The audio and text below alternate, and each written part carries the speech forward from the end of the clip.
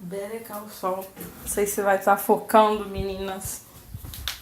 Mas eu tô com a blusa do Better Call Saul, essa série maravilhosa. Oi, gente, eu sou a Viviane e agora a gente vai falar sobre um livro que eu gostei muito e é outro que eu li na adolescência, mas que eu acho que muita gente vai gostar, que é um livro do Marcelo Rubens Paiva, que se chama Blackout.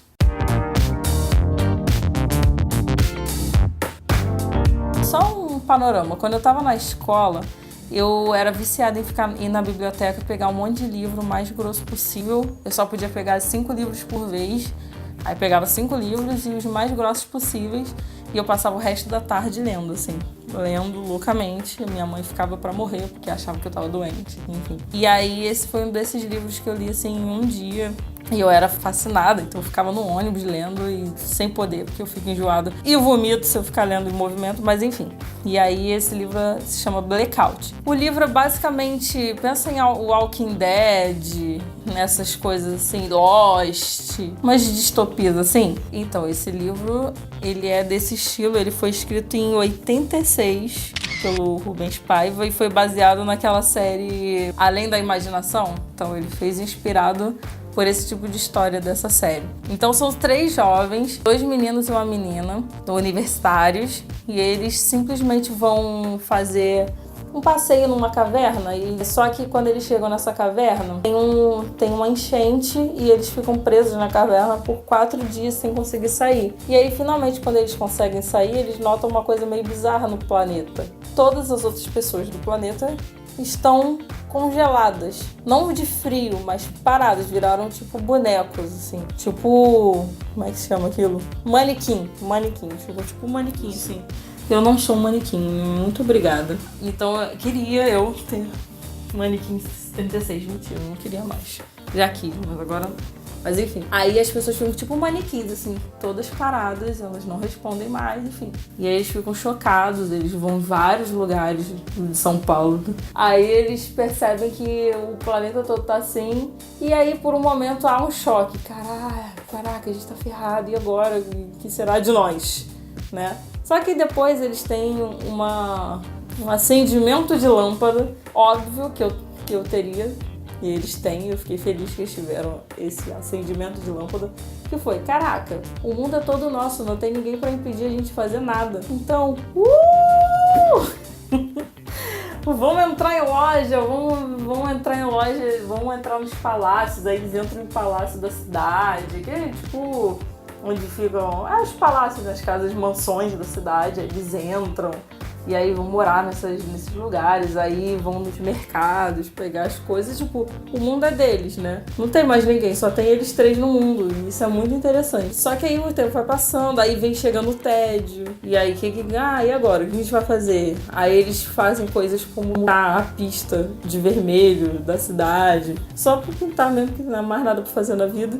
E aí, nesse meio tempo, tem uma atração do personagem principal, que é o Rindu, dele pela namorada, porque é um casal e um garoto a mais, que é o personagem principal. E ele tem uma atração pela namorada do outro garoto. E aí tem essa historiazinha paralela. Mas enfim, aí eles vão vivendo. E é uma coisa que eu acho interessante, que isso tem em Lost, em Walking Dead, que é a não necessidade de explicar o que aconteceu pra todo mundo ficar congelado. Então, assim, muita gente fica frustrada porque o final não explica isso. Só que o foco do livro não é esse. O foco do livro é como as pessoas vão reagir a esse tipo de situação. E aí o que acontece, que é bem interessante. E no final... eu vou contar o final do livro? Não vou contar o final do livro. Não vou contar o final do livro. Mas enfim, é bem interessante. Mas já digo que não tem essa explicação para você não se frustrar lá no final, porque na verdade o importante não é o que aconteceu para todo mundo ficar congelado. O importante é como as pessoas reagem a esse tipo de situação. E isso me lembra muito o conto do Júlio Cortázar, que é A Autoestrada do Sul. O que é esse conto?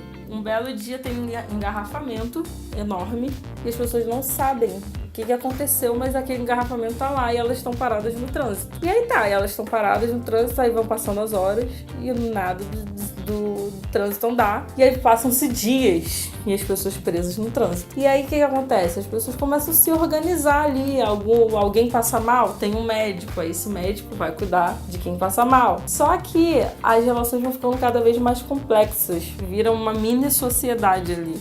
Então, tem o médico, aí tem a cozinheira, aí tem o casal, aí tem, enfim, eles vão se organizando ali em uma mini forma de sociedade, que é uma mini versão do que é a grande sociedade geral. E isso é muito interessante, porque aquelas pessoas tiveram a oportunidade de criar uma sociedade totalmente nova, de acordo com o que elas acreditariam melhor, mas elas criam exatamente o mesmo tipo de sociedade em que a gente já vive. Então elas só replicam aquilo que a gente vive. Isso é muito interessante. Não vou contar o final Eu tô com mania de querer contar o final das coisas. Não vou contar. Procura aí, Autoestrada do Sul, do Júlio Cortázar. Mas é esse tipo de temática aí. E eu amo o Júlio Cortázar por causa desse tipo de conto. Porque ele é surrealista, né?